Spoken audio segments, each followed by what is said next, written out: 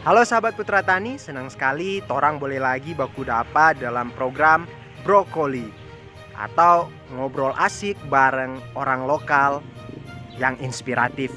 Nah, teman-teman, kali ini saya berada di Desa Liberia, Kecamatan Modayak, Kabupaten Bolangondo Timur, Sulawesi Utara. Nah, kali ini kita sedang bersama dengan salah satu sosok inspiratif yang menurut saya telah memberikan dampak positif bagi wilayah tempat tinggalnya. Kita langsung saja ini. Ada Bang Evan. Mari Bang Evan.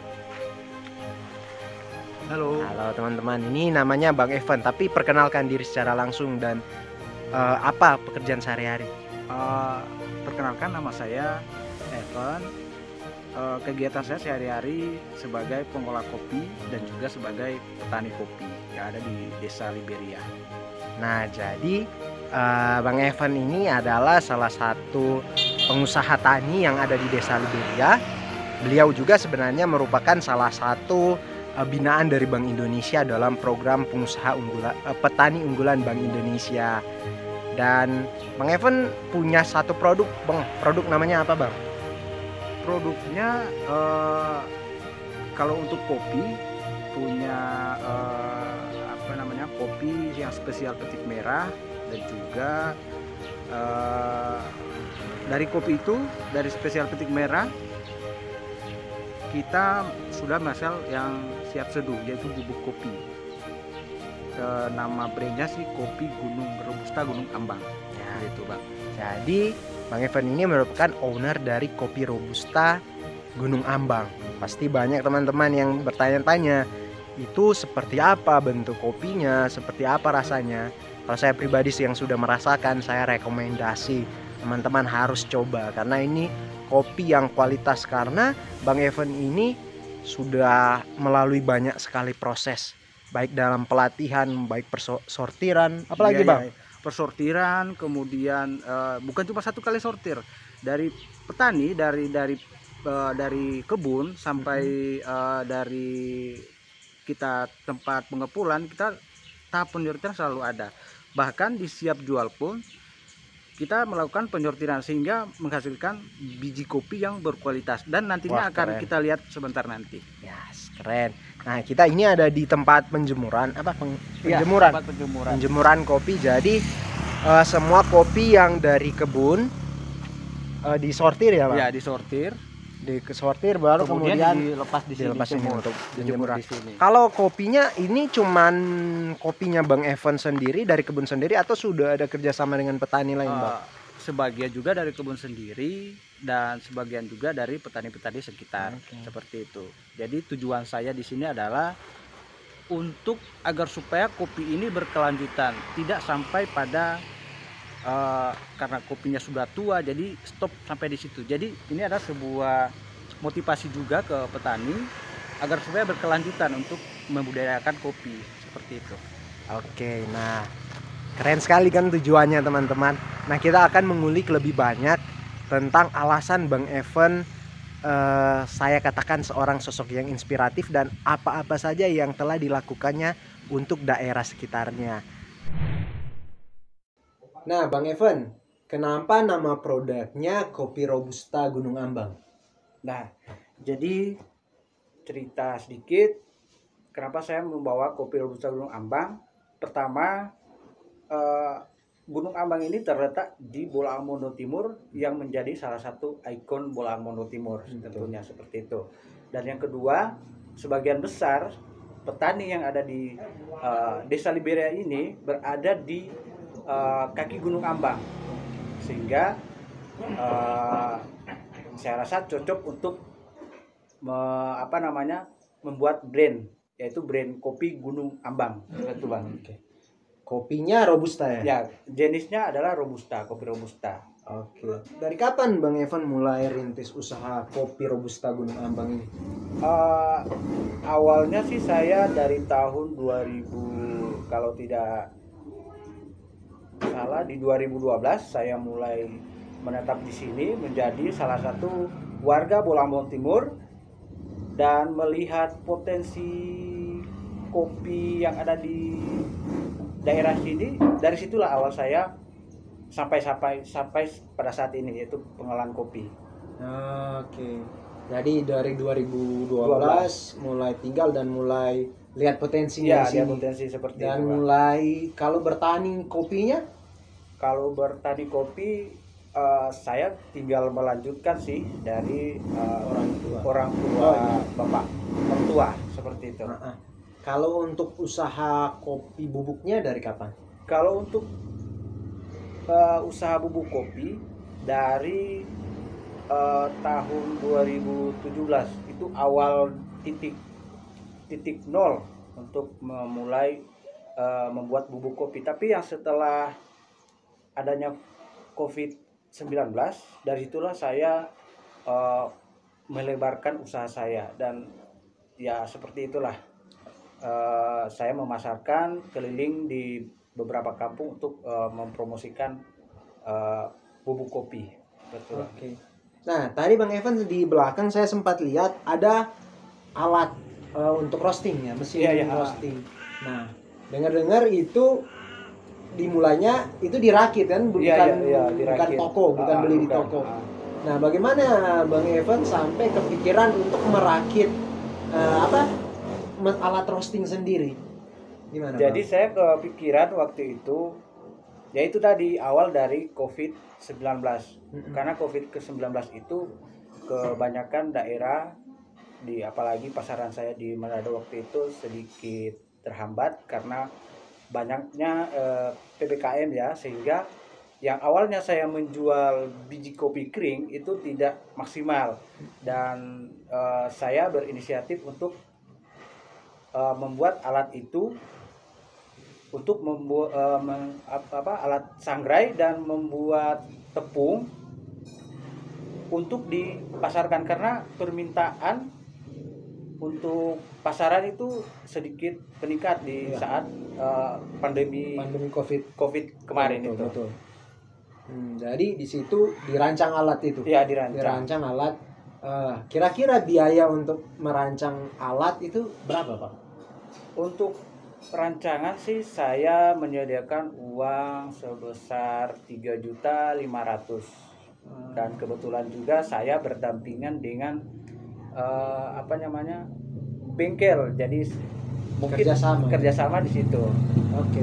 Nah, jadi teman-teman, Bang Evan ini di tahap awal memulai usaha, dia itu ndak langsung beli alat roasting dari toko. Biasanya kalau alat dari toko ukuran yang 5 kilo itu berapa, Bang?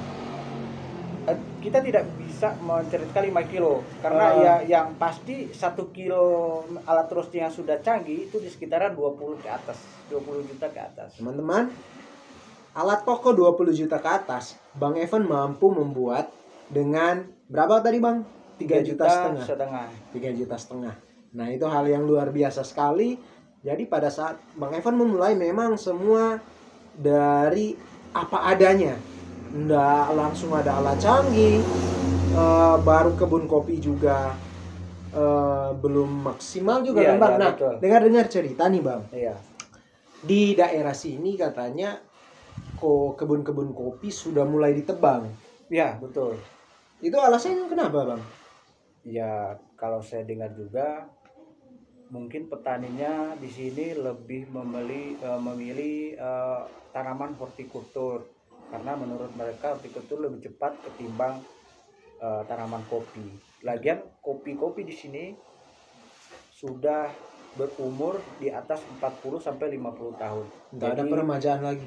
Nah, untuk peremajaan, untungnya di sini petani suka bisa dikatakan mencontek sampai saat ini, yaitu tadi peremajaan, sehingga hasil kopi pun untuk saat ini lumayan sedikit meningkat. Cuma disayangkan yaitu tadi penebangan pohon kopi masih sangat besar di daerah itu ini. Kalau umur yang sudah kayak tua, kayak 40 tahun, 50 tahun, itu produktivitasnya sudah rendah kalau tidak dirawat. Iya, betul. Kalau untuk di atas 50-an tahun, kalau tidak diremajakan lagi, untuk produksinya buahnya itu agak kurang. Nah, jadi salah satu alasan teman-teman di daerah sekitar Desa Liberia ini petani-petaninya mulai tebang karena produktivitasnya sudah rendah. Kemudian harganya gimana, Bang? Harganya sih kita mengikuti harga kota-kota baru di sekitaran. Kalau ya tidak terlalu menetap sih, sekitaran 20-an ribu. Nah, jadi karena mungkin kopi masih terlalu lama, kemudian juga petani merasa penjualannya harganya tidak sebanding Iya, mungkin, betul. Bang ya. Sehingga banyak petani yang mulai menebang kebun-kebun kopi untuk diganti menjadi ditanami hortikultura, Ya, betul, Bang. seperti itu. Nah, kemudian kalau misalnya di sini sudah mulai tebang, otomatis sudah mulai sedikit kan, Bang? Ya, betul. Ada enggak kiat-kiat dari Bang Evan untuk kembali memberi semangat petani untuk ayo tanam lagi kopi, jangan tebang lagi kopi tapi tanam. Ya. Apa yang bisa Bang Evan jaminkan untuk teman-teman petani di daerah sini? Sejauh ini yang saya harus tekankan ke petani, ambil resiko sendiri. Pertama, saya harus membeli langsung ke petani hasil pertanian, itu kopi. Dari itu mereka tidak lagi mengolah secara mereka sendiri, karena menghambat juga ke mereka untuk mengolah, memperpanjang juga waktu. Dan saat ini saya sudah langsung membeli kopi dalam bentuk basah, jadi petaninya itu tidak lagi melakukan proses. Oh, jadi semua prosesinya ada di tempat Bang Ya, Evan. seperti itu. Itu adalah salah satu kemudahan untuk petani ya. Betul, seperti itu. Oh, jadi langsung petik di kebun petani, langsung buat di sini. Langsung buat di sini dan langsung dibayar sesuai itu. Sesuai banyak kopi. Sementara sebelumnya mereka itu harus lakukan penjemuran dulu, sortir dulu. Iya, betul. Tapi dengan adanya usaha Bang Evan ambil semua. Tapi tentu ada ini ya kan, ada standarnya kan, ada untuk diterima produknya.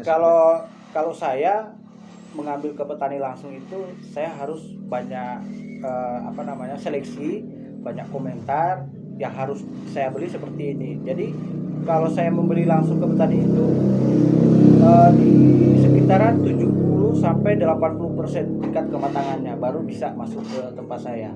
Iya, karena memang kemungkinan banyak kan petani ya, kita sekedar bertani ya, Bang. Ya, betul. Untuk ilmu tentang bagaimana spek yang bagus itu kan masih kurang, apalagi informasi petani taunya nanam, panen, jual. Iya. Kalau untuk belajar lebih lagi mungkin masih kurang ya, Bang? Masih kurang. Nah, apakah ada dari Bang Evan, kayak Bang Evan ini kan salah satu peserta dari petani unggulan Bank Indonesia dan sudah mendapat pelatihan. Dan dari pelatihan itu intinya juga adalah kita mau berbagi dengan daerah sekitar kita ya, Bang? Iya, betul. Nah, ada enggak yang Bang Evan ajarkan untuk teman-teman di sini untuk supaya produktivitasnya tinggi? Nah, bagaimana, Bang? Untuk hasil kemarin yang saya sempat ikut kegiatan Bank Indonesia Sulawesi Utara, saya selalu menekankan ke para petani bahwa rawatlah kopi sesuai dengan keahlian masing-masing. Jadi kita lihat di sini untuk perawatan cukup bagus. Dan juga saya tambahkan tidak usah terlalu memakai bahan pupuk kimia karena itu bisa merusak pertumbuhan kopi. Jadi saya juga sempat memberitahukan para petani bahwa buatlah pupuk non organik organik dengan bahan-bahan di sekitar. Bahan-bahannya pun saya sudah bilang ke para petani, dan di sini masih dalam tahap tahap uji coba. Ada enggak pendampingan ke petani secara langsung, Bang? Selain ilmu yang selain informasi itu, ada enggak mungkin Bang Evan turun langsung ke kebun kopinya petani lain untuk kasih ini, baiknya ini seperti ini? Untuk saat ini saya menyesuaikan dulu keadaan di sekitaran saya ini, karena sangat sulit buat saya untuk merubah pola pikir petani-petani yang ada di sini seperti itu. Jadi alangkah baiknya saya sendiri saja yang membuktikan dulu hasil dari apa yang saya dapat, kemudian saya akan terapkan ke petani-petani sekitar. Kalau misalnya petani-petani sekitar menanyakan apa sih contoh yang eh, saya dapat agar supaya bisa Kualitas kopi bagus. diikuti mereka, saya sudah punya Contohnya. seperti itu. Ya betul, memang Bang, banyak daerah-daerah yang jadi permasalahan sebenarnya bukan masalah modal, usaha atau apapun, tapi yang mendasar adalah mindset ya. Iya betul. Itu yang kesulitan di banyak tempat. Tapi kan Bang Evan sekarang sudah mulai menerapkan kan? Iya Dan perbandingan kopi Bang Evan, perawatan Bang Evan dengan yang lain pasti ada perbedaan. Iya, ada perbedaan. Dan sejauh ini sudah berapa petani yang kerjasama Bang? Untuk petani saya tidak sempat hitung, tapi lumayan banyak sih ini. Malah saya juga ada 10. bisa lebih juga. Oh, lebih ada. Ah, Oh, berarti dampaknya usaha dari Bang Evan adalah selain sudah menggenjot minat dari petani untuk kembali menanam kopi Iya. dan merawat kopi, iya. tetapi juga ada satu jaminan dari segi penjualannya, Iya, pemasaran iya. produk. Oh, bagus itu Bang. Kalau saya bandingkan sih untuk penjualan yang dulunya mereka lakukan, bukan cerita apa, tapi lebih bagus yang saya produksi. kasih ke mereka, karena mereka tidak lagi melalui tahap-tahap pengeringan. Jadi mereka itu terima bersih. Wah, itu sangat menguntungkan bagi petani. Iya, yang saya utamakan di sini adalah petani. Saya di nomor 2 kan. Seperti itu. Jarang sekali Bang ya, serius. Iya. Artinya ketika kita mau membangun usaha, jarang orang yang mau berbagi ke orang lain untuk peningkatan ekonomi. Ya. Karena kalau kita kan fokus ke diri sendiri. Betul. Bagus lah Bang. Nah, Bang Evan, setahu saya kalau petani kopi itu rata-rata umurnya sudah tua. Ya, Kalau betul. regenerasi petani kopi di sini gimana Bang? Inilah salah satu PR juga buat saya, karena melihat saya beberapa kali turun di lapangan di sekitar, kebanyakan petani di sini untuk kaum muda itu sangatlah kurang. Jadi di usia di atas 45-50 rata-rata petani kopi yang ada di sini. Jadi untuk petani muda saya belum menemukan sih. Tapi sudah ada 1-2 orang yang mulai ikut. Ya, sudah mulai ada. Oke, bagus. Memang kita itu untuk masalah regenerasi petani, memang itu hal yang penting, tapi tidak bisa cepat-cepat Bang. Ya, betul. Proses juga. Proses. Nah, oke. Kalau untuk pemasaran kopi Bang Evan sendiri sudah ke wilayah-wilayah mana? Untuk pemasaran, saya berfokus dulu ke Sulawesi Utara, khususnya kedai-kedai yang memang berpotensi, kedai besar, tentunya di Kota Manado yang. Nah, kalau kedai besar di Kota Manado yang sudah sering ngambil kopi Bang Evan, dari mana saja Pak? Boleh saya sebutkan? Boleh, nggak apa-apa. Jadi ada salah satu teman saya juga di Pubi, yaitu Bang Monci Elmon. Oh iya. Kemudian di pusat Kota Manado ada Revapo dan juga ada Black Cup. Itu saja sih yang saya pasarkan. Wah, itu keren karena berarti di sini Bang Evan sudah memenuhi standar produk permintaan ya Bang. Iya. Kan pastilah tempat-tempat seperti itu punya standar yang ketat Iya, untuk betul. produk yang masuk. Ketika Bang Evan sudah bisa masuk, itu sudah menandakan bahwa kualitas kopi Bang Evan itu sudah layak. Iya, betul. Untuk dipasarkan dari segi ke kualitas yang lebih baik ya Bang. Ada nggak pendampingan dari mereka untuk cara menghasilkan produk kopi yang baik? Gimana? Ada. Untuk mereka yang khususnya kedai-kedai besar, mereka selalu saya tanyakan bagaimana melakukan proses kopi yang baik. Saya sangat juga berterima kasih mereka itu memberikan ke saya juga masukan bahwa cara seperti ini yang cocok untuk menghasilkan kopi yang berkualitas, dan cara itu pun saya ikuti sampai saat ini dan kembali lagi ke mereka dan mereka menerima seperti itu. Nah itu keren, kita salut sama teman-teman nih yang punya kedai kopi besar yang juga peduli tentang petani. Nah, Jadi tidak hanya fokus pada hilirnya, mereka minta ke petani cari-cari, tetapi ada juga orang-orang yang ternyata mau terjun ke hulunya, ya, bagaimana keadaan petani dan supaya memang betul-betul petani mendapat benefit yang besar, manfaat yang besar dari hasil usahanya. Ya keren untuk teman-teman. Dan Bang, kendalanya sekarang di usaha Bang Evan itu apa?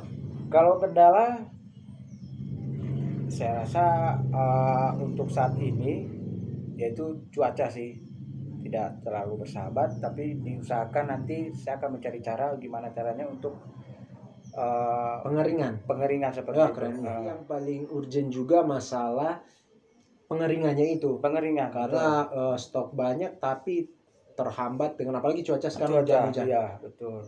Oke, ya keren sekali sih Bang. Pesan Bang Evan lah untuk teman-teman yang mau mengusahakan kopi, atau pesan Bang Evan minimal untuk lokasi Bang Evan itu apa untuk teman-teman di channel kita Bang? Pesan saya untuk petani-petani yang ada di sekitaran saya dulu, karena saya hidup di sekitaran mereka, petani kopi ada di desa Liberia khususnya.